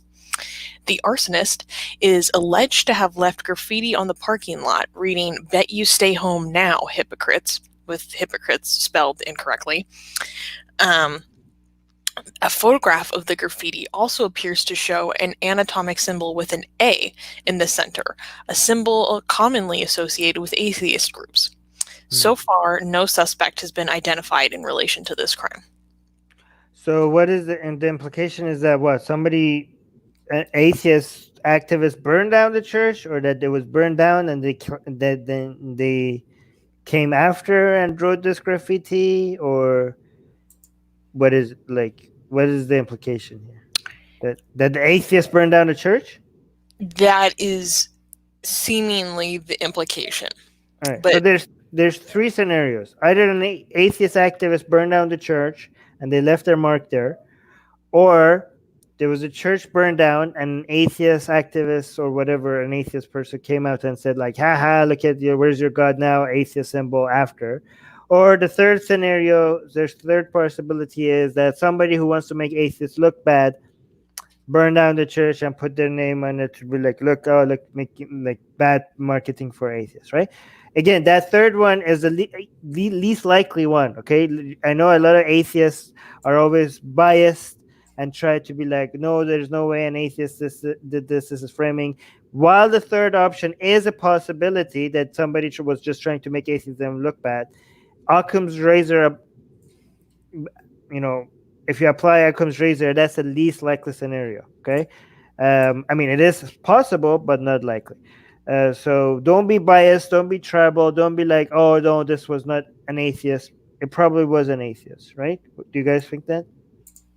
Well, okay, so what do you think about this? Like, I mean, during the lockdown and quarantine and everything, like churches are losing members, and like they're probably losing money as well. So they probably just burned it down to get that insurance money. No, not probably. It's not probably. It's possible, but the things that are possible are close to infinite, right? But just because something is possible, we shouldn't treat it as probable. We might, and it would be very biased. Like, imagine if this was somebody burned down the church and they wrote like Allahu Akbar everywhere on there, right? We will still, like we have been very fair, right? It would be like, as an anti-Islam activist here, would be very easy for us to be like, oh, look what Islam does, like they violent Islam. But every time on Atheist Republic, I think we have always mentioned that there's a chance that somebody was trying to make Muslim look bad. Okay, that is not the most likely answer, but it is a possibility, right? And in this scenario, we have to be consistent. There is a chance that somebody was trying to make atheists look bad, but it's not the most likely scenario. So we shouldn't be tribal about the positions that we take here. It's not the most likely scenario. Like, who would, like, imagine, like, who would go out of their way to burn down a church for? I mean, your scenario is more likely, Shopam, than just, but I don't think, I mean, people don't risk criminal offense for insurance money that often. Do you know what I mean? Like, if you are found, I mean, it does happen, but it's not on average. When you see a church being burned down, the more likely scenario is that the owners didn't burn it down. Okay, so don't. Are you guys tempted? Like, why are you saying that, Shopam? Are you tempted to not blame this on atheists? You're being biased. No, I mean, yeah, I know there are atheists stupid enough to do stupid shit, Right. and yes, but this just looks so like they even left a mark with. It's just too bizarre to me. Like, they burned it down. Okay, I could take that some random fucking atheists just burned down the church. They also left that sign and the text there on the ground. That's just too ridiculous. Maybe they didn't burn it themselves. Maybe they were like, saw a burning church and they were like, aha, look at these stupid Christians, their church burned down, and they went and wrote it after. I mean, that is still stupid, but that is also, like, the second option is also a possibility, right? One thing I would say that, like, look how fair we're being, though. Like, we posted this on our Facebook page. It got like a shit ton of reaction. Like, one thing I would point out, like, I'm not, we don't defend we don't represent all atheists. We don't defend all atheists. We only defend Atheist Republic and our own community, right? I mean, our own staff, not even our community, because our community, sometimes our community is fucking stupid and horrific shit. So we only defend our team members, right? So, and we have been very, like, do you see how many Islamic groups out there and go post Muslims committing crimes in the name of Islam, right? They hide that shit, right? We don't hide this shit. We post it.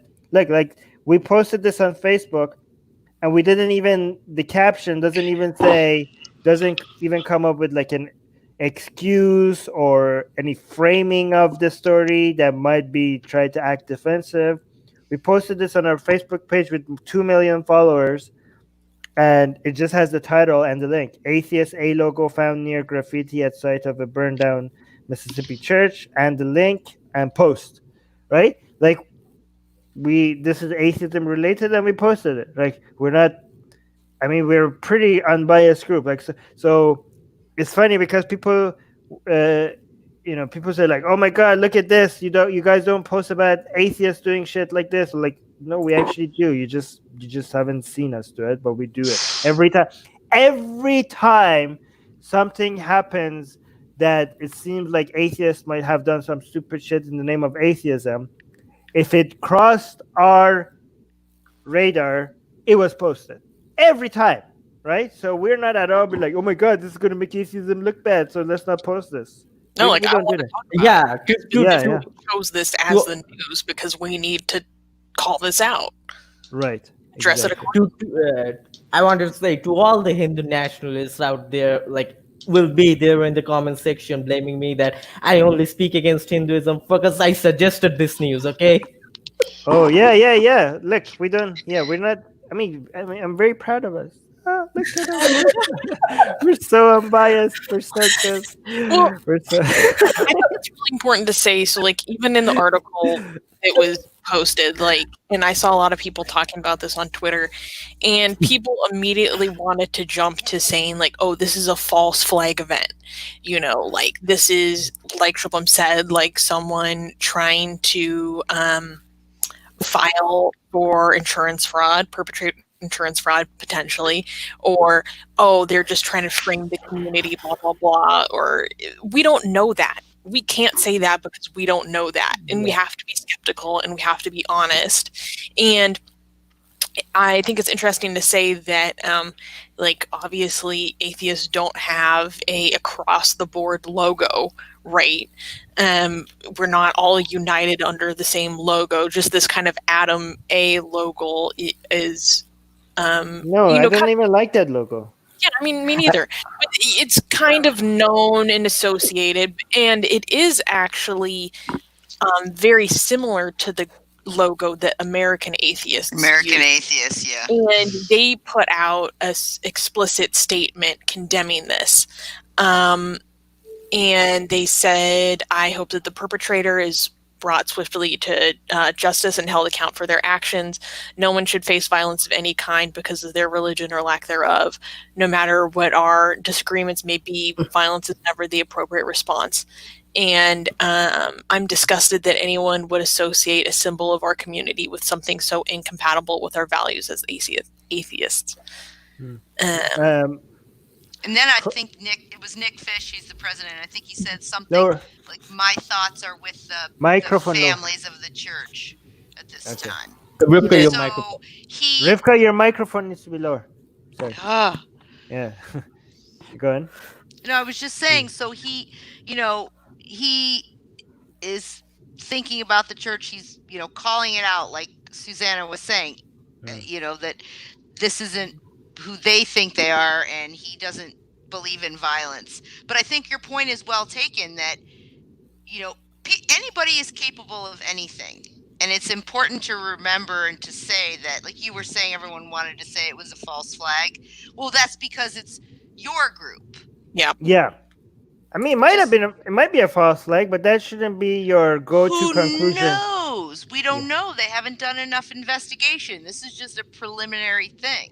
But if you have a knee-jerk reaction as an atheist to go with that being the most likely scenario, then you are being tribal, right? Exactly. If you're trying to look at every excuse to make this seem like maybe this was not an atheist, then you have to check into your own biases. Colin in the Facebook comment section is saying the poor spelling definitely indicates that the work of a Christian. So, I mean, I'm hoping that's a joke because we all know there's a lot of stupid atheists out there. Like, come on, guys. But Hamed said that in the article. Meta said it too. He said, in the article. Yeah, he no said way. it too. Yeah, he said, I think the poor spelling indicates this probably isn't an atheist, or the misspelling of hypocrite. Really? Hamed Mehta is assuming that atheists are not bad at spelling? Like, come on, guys. This is very biased. It's kind of a well-known, it's kind of a, like, joke that people make about the article... and it's as joke is fine. And jokes are fine. Mississippians. Right. I mean, jokes are fine, but if you actually mean it, then you have not met a lot of atheists, okay? So, yeah. It could be a joke because he mentioned several questions in separate paras. So it could be like he's just jokingly questioning what atheist would do this stuff. Somebody else is saying this had to be put there first to scorch marks would have what? So wait, actually, there are atheists defending this, trying to say that this is not atheist, and they're misspelling in the comment section. So they're actually proving that atheists do misspell. I mean, I'm dyslexic as fuck. Like, I can't even read this. Okay, so this person is trying to say this is bullshit. This is not an atheist. They're coming up with their own conspiracy theory for why this was not an atheist. I don't understand what the point is, but I think you guys are being biased. Again, if the news comes out and say like this was not an atheist or whatever, some people are going to be like, "Oh, see, Armin, you were wrong." How could I be wrong when I say we don't know? Like I'm saying it's possible. Just because something is unlikely, that doesn't mean it's impossible. Anyways, next news. Okay, last news. Pakistan's Asia Bibi, her brother-in-law's body was found with throat slit. Jonas, the brother-in-law of Asia Bibi, a Christian woman previously sentenced to death in Pakistan over allegations of blasphemy, was found dead with his throat slit on the Monday of May 25th. For background, previously in 2011, Governor Salman Taseer and Shabazz Bhatti, who's a minister, were both assassinated for speaking out against the blasphemy laws that imprisoned Bibi. No changes have been made to the blasphemy laws as government officials in Pakistan fear deadly backlash. Wait, so I don't know if people are familiar with Aisha Bibi. This was a huge case, and now she's in England. She ran away, right? Because Canada. Canada. England Oh. wouldn't give her Yeah, it's too because controversial. they were afraid that they would have, it would cause too many problems. Okay. They were afraid it was cause too many problems. Her lawyer, who I've met a few times, he was the lawyer for Asia Bibi, who was in prison for 9 years, by the way. She finally got to Canada, but this is her brother now. So if they can't get to her, they're gonna get to her family. Your apparently. brother-in-law. So Brother-in-law, Aisha Bibi was condemned of blasphemy in Pakistan for insulting Prophet Muhammad, right? Yeah, supposedly someone overheard her. Women overheard her when they were getting water. Right. Insulting Prophet Muhammad, and Asia she is was Christian.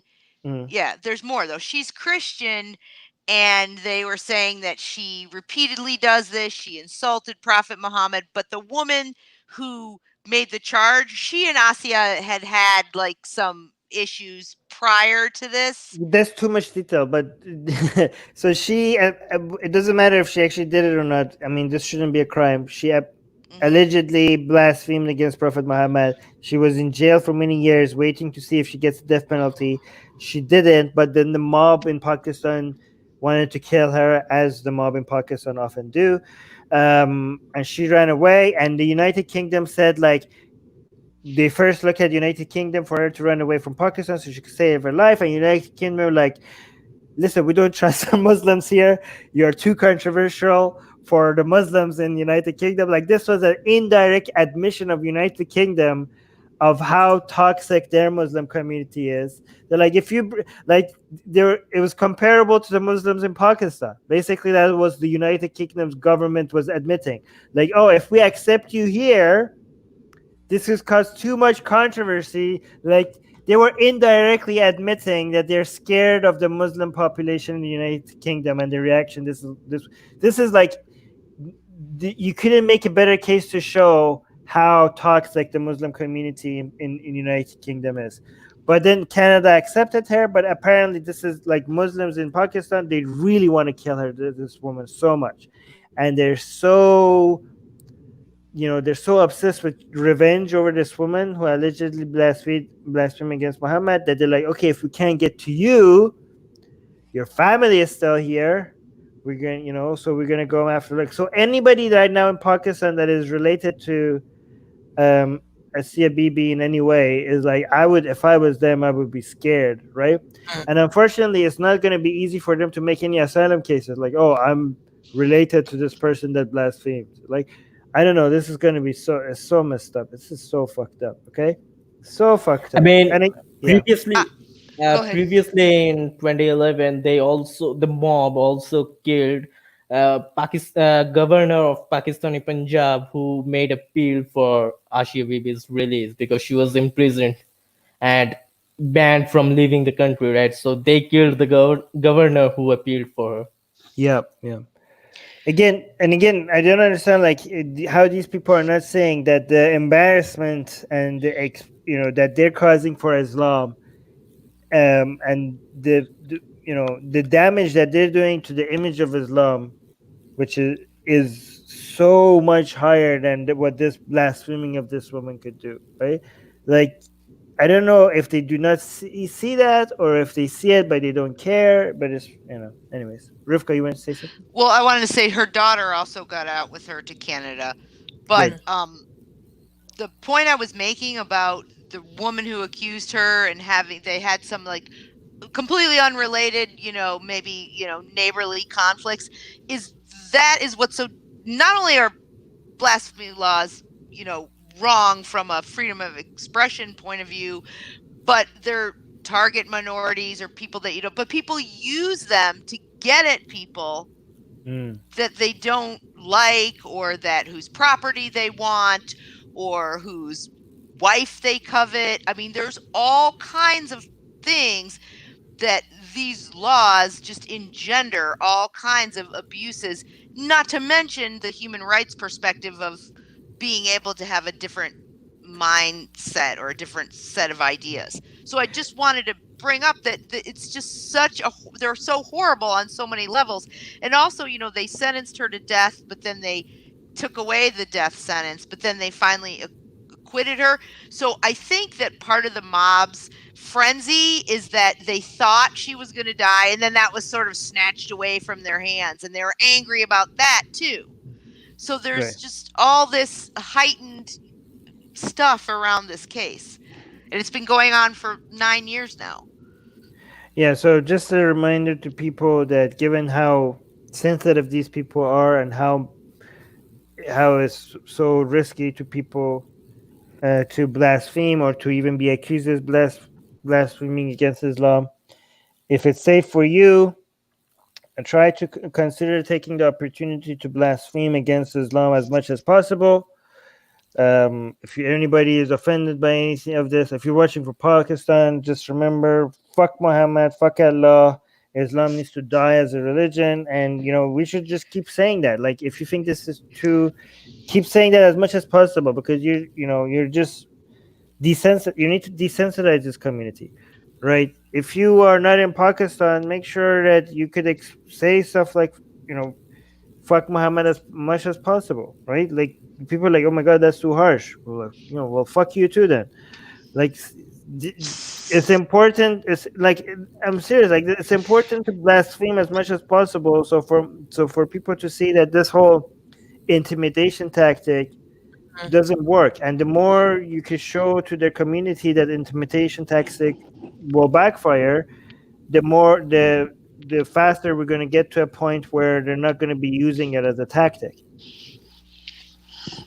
That's what her lawyer Saif Malouk, he was saying. Like, that's his perspective. Like, they're not going to intimidate me from carrying out the law, from supporting someone who wants to express themselves, from fighting back against this absurdity of these blasphemy laws. And this guy's a Muslim, so I thought it was just really interesting that he, that's his point. Like you're saying, like, I'm not going to be intimidated by these people. Yeah, this is why I burned the Quran on camera, right? If it's, by the way, I really encourage for more people to do this. If it's safe to them, if it's safe, don't burn down your house or anything like that. Don't burn anyone else's Quran. Don't take anyone else's property. Buy your own Quran. Take a few pages, burn it, record it, put it on the internet, just to normalize this kind of stuff. Okay. Again, do it safely. Okay. Don't. If you burn down your house, don't come and say like, "Oh, Armin, this is your fault." Okay. No, Armin told me. And that they burned down. Maybe that's what the people at the church were trying to do. Burn a Quran, and then they decided they had to blame someone because they messed up. Right. Burn a Bible. I mean, maybe burn a Bible. Yeah. Anyways, this is our last news, guys. Thank you, everybody in the live chat. Again, look into our if you are watching us on Facebook, come check out our YouTube channel. If you're watching us on YouTube, subscribe to our YouTube channel. Subscribe. If you're not subscribed, what the hell is wrong with you? If you're not subscribed to our YouTube channel, like, what the hell is wrong with you? Like, why wouldn't you? Like, look at our content. It's so awesome. And also subscribe to our newsletter. Link is in the description of the YouTube channel. So check that out. Oh, merch. Yes, get the hoodie. Wait, we don't have a link to our store in our description. We should add that. Just search for Atheist Republic hoodie. It will show up. Anyways, love you guys, and talk to you guys again soon. Bye-bye. Bye.